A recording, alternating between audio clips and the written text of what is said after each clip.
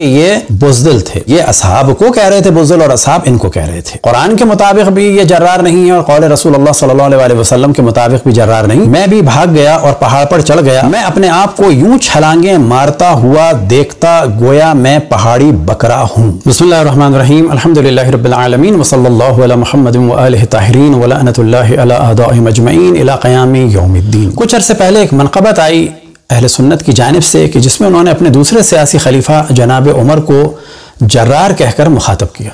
اب یہاں پر ہم توجہ دلائیں کہ ایک نوحہ تھا ندیم سرور صاحب کا حضرت عباس علیہ السلام کے بارے میں، تو اس کی نقل کرنے کی کوشش کی گئی، لیکن اصل موضوع یہ ہے کہ کیا حضرت عمر جرار تھے؟ تو کہا جائے گا رسول اللہ صلی اللہ علیہ وسلم کی موجودگی میں جو انہوں نے جنگیں کی ان میں تو جرار نہیں تھے، ہاں حضرت فاطمہ سلام اللہ علیہ کے گھر پہ جب حملہ کیا تو اس وقت ضرور جرار تھے۔ اب سوال یہ پیدا ہوتا ہے کیا اہل سنت کے دوسرے سیاسی خلیفہ جناب عمر کو جرار کہا جا سکتا ہے؟ تو جواب یہ ہے کہ قرآن اور حدیث رسول اللہ صلی اللہ علیہ وسلم اور قول اصحاب کے مطابق وہ جرار نہیں تھے۔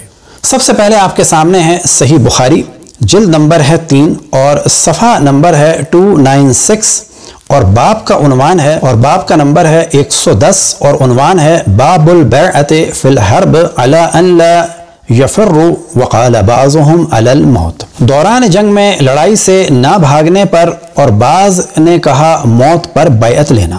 تو یہ ہم بتاتے چلیں کہ جتنی بھی جنگیں ہوتی تھیں اس میں رسول اللہ صلی اللہ علیہ وسلم سے پہلے بیعت کی جاتی تھی، اور بیعت اس پہ تھی کہ بھاگیں گے نہیں، اور بھاگیں گے نہیں کے معنی یہی یعنی آخر وقت تک۔ اب آخر وقت تک یا یعنی کامیابی حاصل ہو جائے گی یا شہید ہو جائیں گے، تو مفہوم یہی نکلتا ہے، یعنی اگر زندہ رہے کامیابی ہو گئی تو بیعت ہماری باقی رہے گی، اور اگر مار دیے گئے تو ہماری بیعت آخر تک ہے۔ اصل موضوع یہ ہے کہ آخر تک ہے، تو لہٰذا یا یہ کہا جائے کہ بیعت ہے صبر پر اور استقامت پر، یا یہ کہا جائے کہ موت پر، تو نتیجہ ایک ہی ہے۔ تو سب سے پہلے آپ کے سامنے روایت ہے، روایت کا نمبر ہے 2958 اور یہاں پر یہ سوال ہوا ہے کہ کس چیز پہ رسول اللہ صلی اللہ علیہ وسلم نے بیعت کی؟ علی ای شیء بایعہم علی الموت، کہ حضرت نافع سے پوچھا عبداللہ ابن عمر نے کہ آپ صلی اللہ علیہ وسلم نے ان اصحاب سے کن امور پر بیعت لی تھی؟ کیا موت پر بیعت لی تھی؟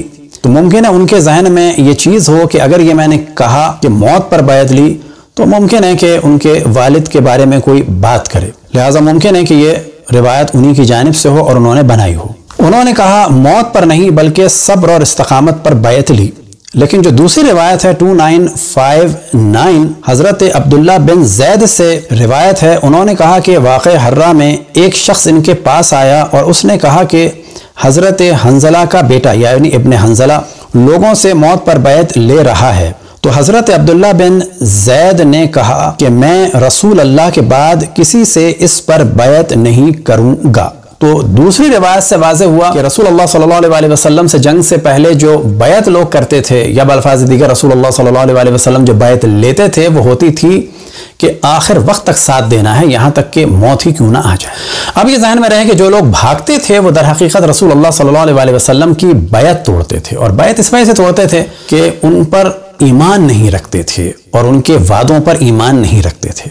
اب آپ کے سامنے ہے تفسیر طبری اور جلد نمبر ہے 6 اور سورہ آل عمران کی تفسیر ہے، صفحہ نمبر ہے 172، اور یہاں پر موضوع یہ ہے کہ جو خود جناب عمر نے اپنے لیے فرمایا اور تفسیر میں بیان ہوا، کس ضمن بیان ہوا؟ ان الذین تولوا منکم یوم التقى جمعان، یعنی کہ جب دو فوجیں جس دن آپس میں ٹکرائیں۔ اب یہ جناب عمر فرماتے ہیں ففررت حتی صعدت جبل وَلَقَدْ رَأَيْتُنِي أَنْزُوَ كَأَنِّي أَرْوَى۔ اب اس کا ترجمہ آپ کے سامنے بیان کر دیتے ہیں، تفسیر در المنصور جلد نمبر ہے 2 اور صفحہ نمبر ہے 242، اور یہاں پر تفسیر یہی ہے ان الذین تولوا منکم یوم التقى جمعان۔ اب یہاں پہ جناب عمر فرماتے ہیں جب غزوہ احد ہوا تو ہم بھاگ گئے، میں بھی بھاگ گیا اور پہاڑ پر چڑھ گیا، میں اپنے آپ کو یوں چھلانگیں مارتا ہوا دیکھتا گویا میں پہاڑی بکرا ہوں۔ تو یہاں پر اس آیت اور اس تفسیر سے بھی واضح ہو گیا کہ ان کو جرار نہیں کہا جا سکتا، خود انہوں نے اقرار کر لیا۔ اور یہ بھی بتاتے چلیں کہ اس وقت آپ کے سامنے ہے 174 پیج، اور جو دوسرا پیراگراف ہے جس کو ہم نے ریکٹینگل ریڈ باکس میں کیا ہے. تو یہاں پر عام طور پہ کہا جاتا ہے کہ اللہ سبحانہ و تعالیٰ نے معاف کر دیا. وَأَمَّا قَوْلُهُ وَلَقَدْ عَفَا اللَّهُ عَنْهُمْ فَإِنَّ مَعْنَاهُ لَقَدْ تَجَاوَزَ اللَّهُ عَنِ الَّذِينَ تَوَلَّوْا مِنْكُمْ يَوْمَ الْتَقَى الْجَمْعَانِ أَن يُعَاقِبَهُمْ بِتَوَلِّهِمْ عَنْ عُدُوِّهِمْ. یعنی اللہ سبحانہ و تعالیٰ نے جو فرمایا کہ عفا اللہ، یعنی اللہ نے معاف کر دیا، کہ معنی یہ ہے کہ اس دن ان پر عذاب نازل نہیں ہوا. قیامت میں معافی نہیں ملے گی، یہ ویسے ہی گناہ تھا، یعنی عذاب نازل ہوا. یہ بالکل ایسا ہے جیسے کہا جائے کہ اس وقت اتنے گناہ ہو رہے ہیں اور ان پر عذاب نازل نہیں ہو رہا. تو ان لوگوں پر اس دن عذاب نازل نہیں ہوا، لیکن یہ گناہ انہوں نے انجام دیا، اور قطعاً یہ مراد نہیں ہے کہ اللہ سبحانہ و تعالیٰ نے معاف کر دیا. اب ممکن ہے کوئی کہے کہ روایات صحیح ہیں یا ضعیف ہیں. تو پہلی بات یہ ہے کہ سب روایات یہ صحیح ہیں، لیکن اس وقت اہل سنت کے علم کلام کے صف اول کے، یعنی یہ کہا جا سکتا ہے سب سے بڑے جو متکلم ہیں شرح المواقف کے سید شرف الدین علی بن محمد جرجانی، اور ساتھ ہی میں اس میں حاشیہ ہے سیال کوٹی کا. تو یہاں پر صفحہ نمبر 401 میں وہ بات کو واضح کر دیتے ہیں. قول علیہ السلام بعد ما بعث ابا بکر و عمر الى خیبر ورجع منہزمین. یعنی یہ قول کہ جو مولا امیر المومنین کے لیے رسول اللہ صلی اللہ علیہ وسلم نے بیان کیا، یہ اس وقت بیان کیا کہ جب ابو بکر اور عمر خیبر سے ناکام پلٹے. کیا فرمایا آپ نے؟ لأعطین الرایۃ اليوم رجلا يحب اللہ ورسولہ. اب میں ایسے مرد کو پرچم دوں گا جو اللہ اور رسول سے محبت کرتا ہوگا. اور یہاں سے واضح ہو گیا کہ یہ لوگ محبت نہیں کرتے تھے. یہاں پر خاص تاکید یہ بتا رہی ہے کہ مولا امیر المومنین محبت کرتے تھے، یہ نہیں کرتے تھے. وَيُحِبُّهُ اللَّهُ وَرَسُولُهُ، اور اللہ اور رسول اس سے محبت کرتے ہوں گے. لیکن صفت اصلی جس کو ہم بیان کر رہے ہیں وہ کیا ہے؟ کرارن غیر فرار، کہ یہ بڑھ بڑھ کر حملے کرنے والا ہوگا، بھاگنے والا نہیں ہوگا. تو یہ جو صفت بیان ہوئی ہے مولا امیر المومنین کے لیے، یہ ان کے مقابلے میں بیان ہوئی ہے، یعنی یہ لوگ بڑھ بڑھ کر حملہ کرنے والے نہیں تھے بلکہ فرار تھے. وَآتَاهَا عَلِيًّا، اور یہ علم پھر دے دیا مولا امیر المومنین کو. اور پھر اس کا فرماتے ہیں فَإِنَّهُ رُوِيَ أَنَّهُ عَلَيْهِ السَّلَامُ بَعَثَ أَبَا بَكْرَ أَوَّلًا فَرَجَعَ مُنْهَزِمًا، کہ نقل ہوا ہے کہ ابو بکر کو بھیجا اور وہ ناکام پلٹے. وبعث عمر فرجع كذلك، اور پھر عمر کو بھیجا اور وہ بھی ناکام پلٹے. فغضب النبی علیہ السلام، تو رسول اللہ صلی اللہ علیہ وسلم کو ان پر بہت غصہ آیا.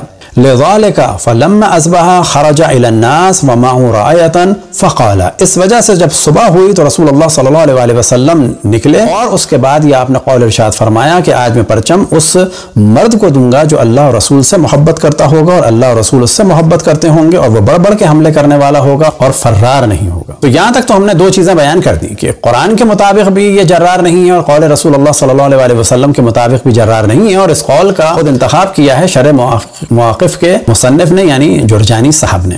اب آپ کے سامنے تاریخ مدینہ. تاریخ مدینہ کی جلد نمبر ہے 41 اور صفحہ نمبر ہے 219، اور یہاں پر یہی والی روایت ہے لأعطین الرایۃ رجلا يحب اللہ ورسولہ ويحبہ اللہ ورسولہ کرارا غیر فرار یفتح اللہ علیہ. یہاں پر اضافہ ہے کہ خداوند تبارک و تعالی اس کے ہاتھ پر فتح عطا فرمائے گا. لیکن پرچم کس کو دے رہے ہیں؟ کرار غیر فرار کو. تو یہاں پر واضح ہو گیا کہ یہ مولا امیر المؤمنین کی فضیلت بیان ہو رہی ہے، لیکن ساتھ میں رسول اللہ صلی اللہ علیہ وسلم غضبناک تھے، اور اشارہ تھا ان کی جانب کہ یہ بڑھ بڑھ کے حملے کرنے والے بھی نہیں ہیں، یعنی جرار نہیں ہیں، کرار نہیں ہیں، بلکہ فرار ہیں. اب آپ کے سامنے ہے مستدرک علی الصحیحین، جلد نمبر ہے 3.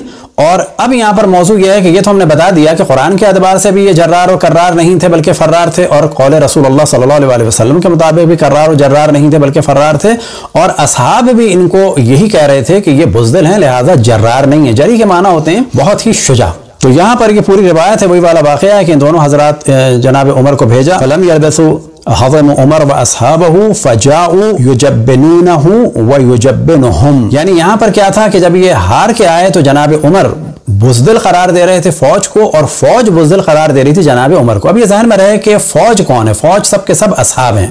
بس قول اصحاب بھی یہ ہے کہ یہ بزدل تھے.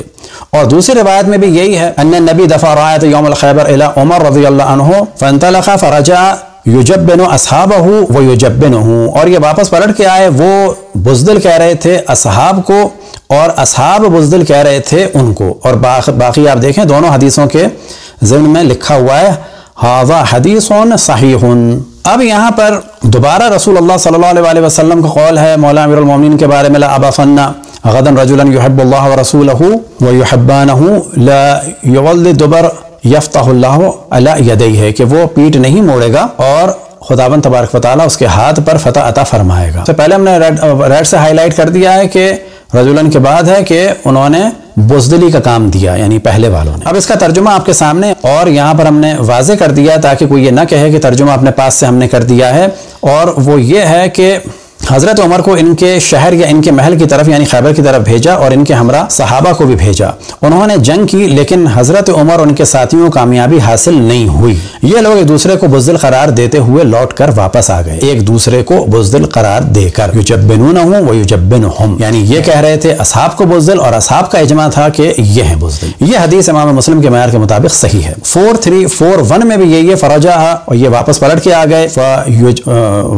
آ گئے، یجبن اصحابہ ویجبنونہ، یعنی یہ اصحاب کو کہہ رہے تھے بزدل اور اصحاب ان کو کہہ رہے تھے، اور وہاں پر بھی یہ چیز واضح ہو گئی، آپ اپنے ساتھیوں کو اور ان کے ساتھی آپ کو بزدل کہہ رہے تھے، دونوں کا ترجمہ آپ کے سامنے ہے۔ اور پھر وہ جو تیسری روایت ہے اس کا بھی آپ کے سامنے ہے، لأبعثن غدا رجلا يحب الله ورسوله ولا يولي الدبر، اس کا ترجمہ کیا کیا ہے؟ خیبر کے دن رسول اللہ نے ایک آدمی کو بھیجا لیکن وہ کامیاب نہ ہو سکا۔ اور جو اصل فضیلت ہے مولا امیر المومنین کی، پھر رسول اللہ صلی اللہ علیہ وسلم نے ارشاد فرمایا، میں کل ایسے آدمی کو بھیجوں گا جو اللہ اور اس کے رسول سے محبت کرتا ہے اور اللہ اور اس کا رسول اس سے محبت کرتا ہے، اور وہ پیٹ پھیر کر نہیں بھاگے گا، اللہ تعالیٰ اس کے ہاتھ پر فتح دے گا۔ تو یہاں سے واضح ہو گیا کہ جناب عمر کو قرآن اور حدیث رسول اللہ صلی اللہ علیہ وسلم اور قول اصحاب کے مطابق جرار یا کرار نہیں کہا جا سکتا، بلکہ وہ جتنی بھی جنگ رسول اللہ صلی اللہ علیہ وسلم کی موجودگی میں انہوں نے لڑی، اس میں کوئی انہوں نے کارنامہ کبھی بھی نہیں دکھایا۔ اب یہاں پر یہ ہم کوئی توہین بیان نہیں کر رہے، وہ اسلامی حقیقت بیان کر رہے ہیں کہ جو کتب اہل سنت میں بیان ہوئی۔ اب کچھ لوگ کہتے ہیں کہ جی انسانی تقاضا یہ تھا، ہاں انسانی تقاضا ہوگا ایسا، اور کوئی ممکن ہے یہ بھی کہے کہ جی ہم ہوتے ہم بھی بھاگ جاتے، ہم ممکن ہے ہم بھی بھاگ جاتے۔ ہم تو یہ نہیں کہہ رہے کہ جی ہم بہتر ہیں یا مولا علی بہتر ہیں، یہاں تو ہم واضح کہہ رہے ہیں کہ مولا علی سب سے بہتر ہے۔ ہم یہ واضح بتا رہے ہیں کہ مولا امیر المومنین کو رسول اللہ صلی اللہ علیہ وسلم کی نبوت اور ان کے قول پر